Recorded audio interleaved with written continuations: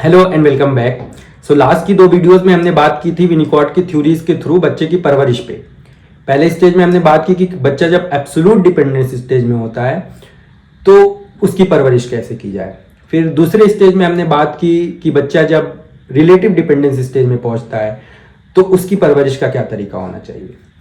अब ये relative dependence पहुंचते पहुंचते दो साल 2.5 साल की एज क्रॉस हो जाती है। तो अब इसके बाद पेरेंट्स का फेवरेट स्टेज आ जाता है कि बच्चों को हम मोरल्स सिखाएंगे, वैल्यूज सिखाएंगे, क्या चीज़ सही है, क्या चीज़ गलत है, क्या करने से लोग जो है खुश रहेंगे, क्या करने से समाज में दिक्कत आएगी, क्या करने से जो है बच्चे को भी खुशी मिल सकती है। तो ये सारा मोरल्स अच्छे बुरे जो भी उनकी नज़र में रहते हैं वो सिखाते हैं। अच्छा, अब सिखाने का तरीका क्या होता है कि दो तरीके से मोरल्स और वैल्यूज बच्चों के दिमाग में इंग्रेन किए जाते हैं। पहले तो डायरेक्ट बोल के, बातें करके, बच्चों से कम्युनिकेट करके कि ये चीज़ सही है, ये मानो, ये गलत है, ये करना गलत है। तो एक ये तरीका है डायरेक्ट। दूसरा तरीका जो है वो काफ़ी सबल और इनडायरेक्ट होता है। जैसे बच्चे ने कोई गलती कर दी या कुछ भी कर दिया, पेरेंट्स की नज़र में अगर बच्चे ने गलती कर दी तो पेरेंट्स जो है उसको डांटेंगे, मारेंगे, मतलब इस तरीके से करेंगे कि बच्चे को जो है समझ में आ जाए कि ये नहीं करना है। या बच्चा कुछ बहुत अच्छा करे पेरेंट्स की नज़र में तो वो उसको अप्रिशिएट करेंगे, उसको कुछ रिवार्ड देंगे जिससे कि बच्चों को समझ में आ जाएगा कि हाँ ये करते रहना है। तो ये दो तरीका होता है, या तो डायरेक्टली हम जो है बता देते हैं या तो इनडायरेक्टली जो है हम ऐसा करते हैं कि जिससे बच्चों को समझ में आ जाता है क्या करना है क्या नहीं करना है।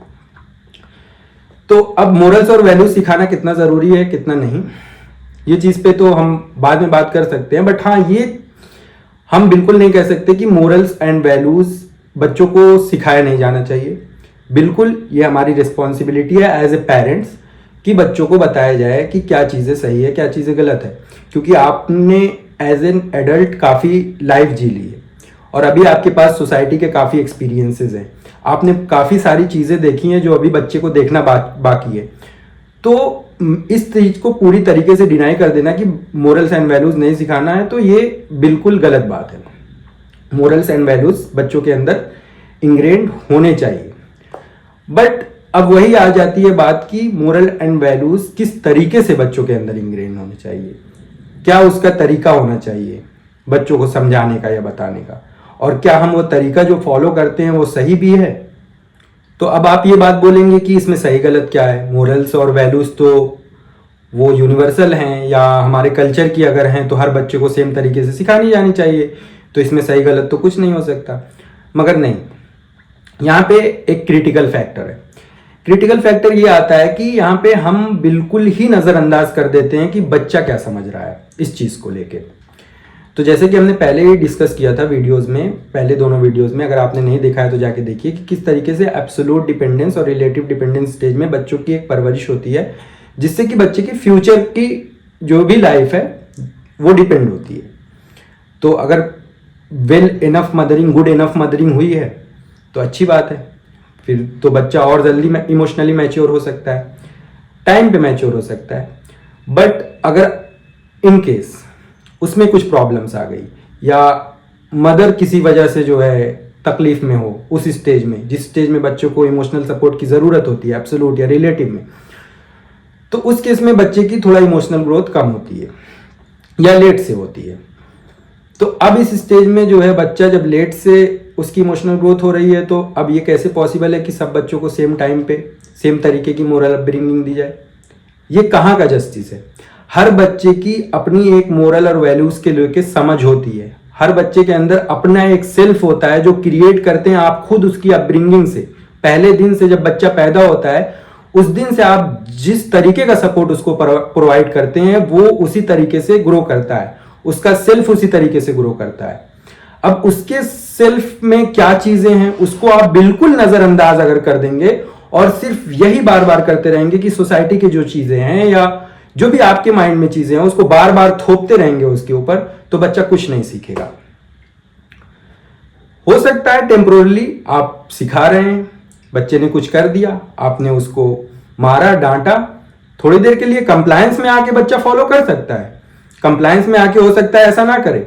बट आगे चल के फ्यूचर में जब आप नहीं होंगे या आप की नजर से बाहर निकलेगा बच्चा, तो और ज्यादा प्रॉब्लमेटिक हो जाएगी वो चीजें। अब मैं ये क्यों कह रहा हूं, क्योंकि कंप्लाई जितना ज्यादा बच्चा करेगा बिना दिल से, उतना ज्यादा उसके मन में एक इरिटेशन आपके लिए पैदा होगी।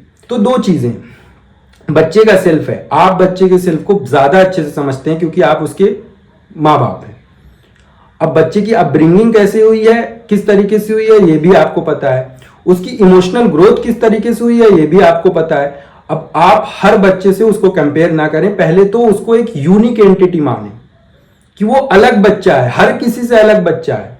हो सकता है उसकी इमोशनल ग्रोथ लेट हो रही हो सकता है उसकी इमोशनल ग्रोथ थोड़ा अर्ली हो गई हो और बच्चों के मुकाबले। तो आप ये देखेंगे कि हर बच्चे का तो हो गया, मेरे बच्चे का ऐसा क्यों नहीं हो रहा है, तो वो पॉसिबल नहीं है, पहली चीज ये। तो बात यहीं पे आती है कि अब हर बच्चे का अपना एक सेल्फ होता है, वो जो कि बाहर प्रोजेक्ट करता है, प्रोजेक्शन, और एक बाहर की चीज होती है जो अंदर लेता है, बाहर के एक्सपीरियंस, उसको कहेंगे इंट्रोजेक्शन। तो प्रोजेक्शन जो अंदर का सेल्फ क्रिएट किया आपने, उसका वो बाहर प्रोजेक्ट करेगा, और जो बाहर का जो इन्वायरमेंट की चीजें हैं, जो समाज की चीजें हैं, जो वैल्यूज है, मोरल्स है, वो इसको इंट्रोजेक्ट करेगा। तो ये प्रोजेक्शन, ये इंट्रोजेक्शन जब आके दोनों कहीं एक जगह पे मिलेंगे, कहीं ट्यूनिंग होगी, तब जाके एक अच्छी मोरल और वैल्यूज बच्चे के अंदर इंग्रेन होंगी। इस तरीके से आप जबरदस्ती उसके ऊपर थोपे जाएंगे, इंट्रोजेक्शन को ला रहे हैं, प्रोजेक्शन यहीं कहीं रहेगा, तो वो प्रॉब्लम क्रिएट करेगा। सेल्फ की कोई सुनी ही नहीं जाएगी और सोसाइटी की पूरी सुनी जाएगी। तो इस तरीके से बच्चा जो है प्रॉब्लम जो है अपने अंदर बैठाने शुरू हो जाता है। वो बच्चा कॉन्शियसली नहीं कर, वो अनकॉन्शियसली उसके माइंड में वो चीजें जो है आपके लिए बैठती जाएंगी, कितना भी आप चाहें रोक ले, बच्चा खुद नहीं रोक सकता है वो चीज, उसमें वो नेचर है, अनकॉन्शियस हमारा एक नेचर है जो कि अपने अंदर की चीजें, ये प्रॉब्लमेटिक चीजें अपने अंदर बैठाते जाता है। तो आप उसको कुछ नहीं कर सकते हैं। तो आप वैल्यूज सिखाइए, मोरल सिखाइए, सब कुछ सिखाइए, मगर इस तरीके से कि उसमें बच्चे का अपना सेल्फ मिसिंग ना हो। आप लोगों को देख के नहीं, आप बच्चे को देख के कि बच्चा की क्या नीड है। बच्चे की नीड जब तक आप नहीं जानेंगे, बच्चे के सेल्फ को आप नहीं जानेंगे, तब तक आप अच्छा बच्चा बना ही नहीं सकते हैं उसको, जो सो कॉल्ड अच्छा बच्चा आप बनाने की कोशिश कर रहे हैं। तो कहा जाता है ना कि मतलब कोई बड़ा है, कोई भी अभी भी इस एज में भी अगर कोई कुछ गलती कर दिया तो सामने वाला बोल देता माँ बाप ने तमीज नहीं सिखाई क्या। उसको क्या पता, माँ बाप ने, हर किसी के माँ बाप तमीज सिखाते हैं, तमीज हर किसी के माँ बाप सिखाते हैं, बट प्रॉब्लम यह है कि तमीज कब और कैसे सिखानी है ये हर माँ बाप को नहीं पता होता। या तो सोसाइटी के प्रेशर में, या तो दूसरों की बच्चे की नकल में, या तो अपने ईगो के लिए बच्चों पे थोप देते हैं तमीज, ये लो तमीज और इसको फॉलो करो। अब बच्चे को तो पता ही नहीं तमीज नाम की चीज क्या है, तो वो कहां से फॉलो करेगा। तो एक पहली चीज जो सबसे जरूरी है वो अपब्रिंगिंग है, कि आप बच्चे को पूरी पहले दिन से एक होलसम इन्वायरमेंट प्रोवाइड कीजिए, उसको पूरी तरीके से एक कंटिन्यूअल ग्रोथ पे जो है उसकी होनी चाहिए, उसका आइडेंटिटी क्रिएट होना चाहिए। जब तक वो पॉसिबल नहीं होगा तब तक आप कितना भी उसको मोरल सिखा लें, वैल्यूज सिखा लें, उसका कोई फायदा नहीं है। अक्सर सुनते होंगे कि मैंने बहुत अच्छा पेरेंटिंग किया मगर कैसे हो गया। अच्छी पेरेंटिंग आपने अपनी नजर में की होगी, आपने सोसाइटी की नजर में की होगी, आपने बच्चे की नजर में अच्छी पेरेंटिंग नहीं की है। तो मैं आपको ये गिल्ट नहीं दे रहा हूं, बट होता है, हर किसी पेरेंट से होता है, बट उसको अवेयर होना, उससे चीजों से समझना। बाद में बच्चा चल के बड़ा होगा, आपसे जो है कुछ भी किसी भी तरीके का बिहेवियर होगा उसका, तो उसके लिए जिम्मेदार बच्चा ही होगा।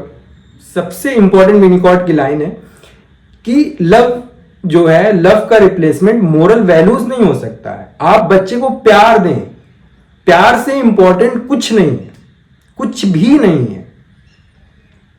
आप ये चाह रहे हैं कि आप बच्चे को स्टार्टिंग में उतना प्यार दिए नहीं, आप अपने तमीज सिखा के जो है बच्चे को सही कर लेंगे, तो ये पॉसिबल नहीं है। प्यार और तमीज दो अलग अलग चीज है।